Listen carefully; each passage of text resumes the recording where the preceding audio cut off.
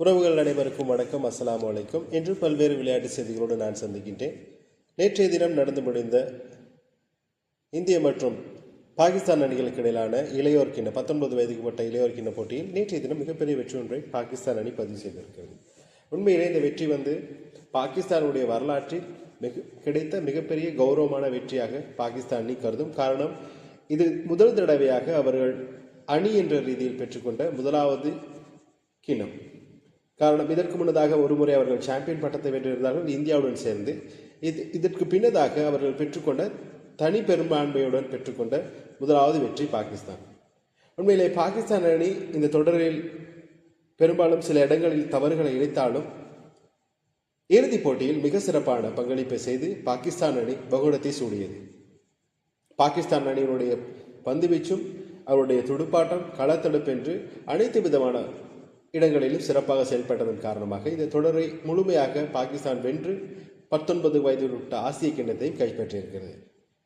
இதில் சுவாரஸ்யமான ஒரு விஷயம் என்னவென்றால், இந்திய அணி நாணய சுழற்சியில் வெற்றி பெற்று துபாய் மைதானத்தை பொறுத்தவரை ஐசிசியினுடைய அகாடமி மைதானத்தில் நடைபெறுகின்ற போட்டியில் துபாயினுடைய காலநிலை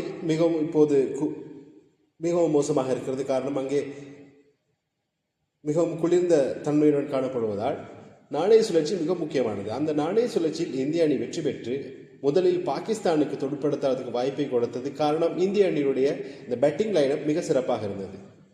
சூரியவன்ஷி மிகவும் சிறப்பாக ஆடக்கூடிய ஒரு வீரர். அவரை நம்பியும் அவருடைய அணித்தலைவரை நம்பியும் அவர்கள் இந்த முடிவை எடுத்திருக்கலாம். ஆனால் அது அவர்களுக்கு பெரிதாக கையளிக்கவில்லை. இதனால் நேற்றைய தினம் மிக சிறப்பான ஒரு வெற்றி வாய்ப்பை வைத்து இந்த தொடரை முழுவதுமாக ஆதிக்கம் செலுத்தி கொண்டிருந்த இந்திய அணி மிக மோசமான படுதோல்வி ஒன்றை அடைந்தது. 191 ஓட்டங்களால் வித்தியாசத்தால் இந்த தொடரில் மிக மோசமான தொடர் ஒன்றின் தோல்வியை நேற்றைய தினம் இந்தியா பதிவு செய்தது. அதுவும் ஆதிக்கம் செலுத்திய ஒரு அணி இப்படி தோற்பது என்பது பெரிதும் கவலைக்குரிய விஷயமாக மாறிப்போயிருக்கிறது. பாகிஸ்தான் அணியினுடைய வீரர்களை பற்றி பார்ப்போமானால், மொத்தமாக அவர்கள் பெற்றுக்கொண்ட ஓட்டங்கள் 347, 8 விக்கெட்டுகளை இழந்து 50 ஓவர் நேர்கள். இவர்கள் ஆரம்பம் முதலே சிறப்பாக செயல்பட்டார்கள். ஓட்டங்கள் எல்லாம் 6க்கு மேலாக தான் சென்று கொண்டது. சராசரியாக ஒவ்வொரு ஓவர்களுக்கும் அவர் பெற்றுக்கொண்ட ஓட்டங்கள் எல்லாம் 6 ஓட்டங்களுக்கு மேலதாக சென்று கொண்டது. இதன் காரணமாக அவர்களுக்கு ஒரு லாபகரமான ஒரு விஷயமாக மாறி போயிருந்தது. நேற்றைய தினம் மிக சிறப்பாக துடுப்பாடுத்து ஆடியிருந்தார் ஷமீர் மினாஸ். யார் இந்த ஷமீர் மினாஸ்? 19 வயது நிரம்பிய இந்த இளைஞன் நேற்றைய தினம் பாகிஸ்தான் அணிக்காக மகுடத்தை சூழலுக்கு மிக முக்கிய புள்ளியாக இருந்தார். 113 பந்துகளில் 172 ஓட்டங்களை விளாசியிருந்தார். இவர் ஒரு அனுபவம் வாய்ந்த ஒரு வீரர். எப்படி ஒரு சர்வதேச போட்டியில் விளையாடுவாரோ அதே போன்று நேற்றைய தினம் சிறப்பாக விளையாடியிருந்தார். 9 சிக்சர்கள், 17 பவுண்டரிகளை விளாசியிருந்தார். இவர் தேவையான இடங்களுக்கு மாத்திரமே பந்துகளை தன்னுடைய துடுப்பிலிருந்து அடிக்கக்கூடிய ஒரு வீரராக நேற்றைய தினம் காணப்பட்டது. உண்மையிலேயே அவருடைய பேட்டிங் மிக சிறப்பான ஒரு கிளாஸியாக இருந்தது. மறுமுனையிலே இந்திய அணியினுடைய ஓட்டத்தை பார்த்தோமானால் 156 ஓட்டங்களுக்கு சுன்றிருந்தது.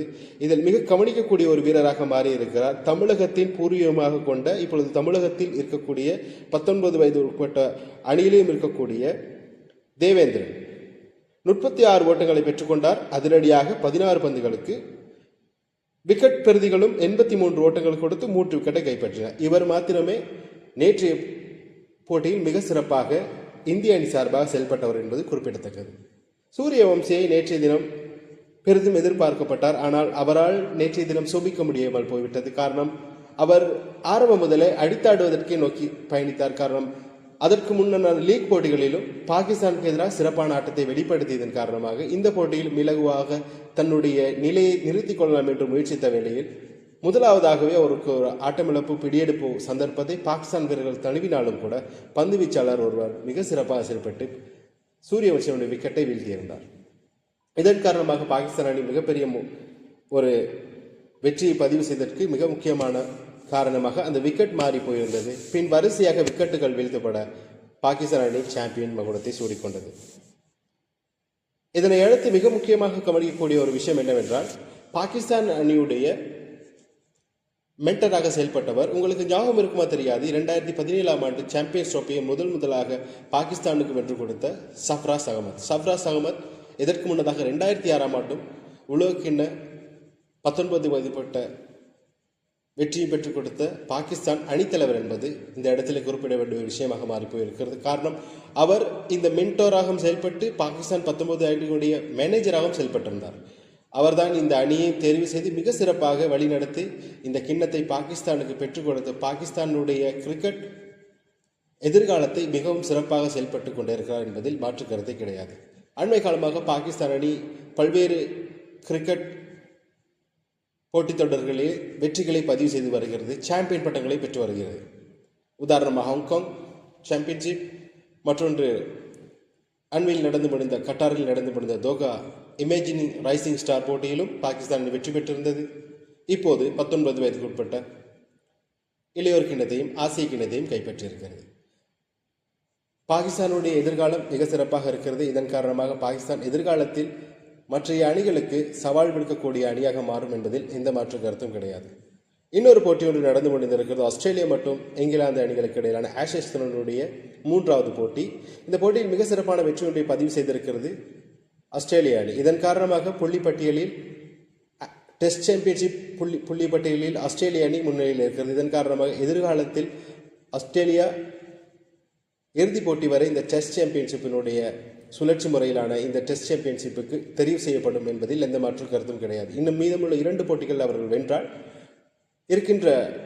வரப்போகின்ற சாம்பியன்ஷிப்பினுடைய 2025-2027 பருவகால சுழற்சியான இந்த தொடருக்கு ஆஸ்திரேலிய அணி நேரடியாக தெரிவு செய்யப்படும் என்பதில் எந்த மாற்று கருத்தும் கிடையாது.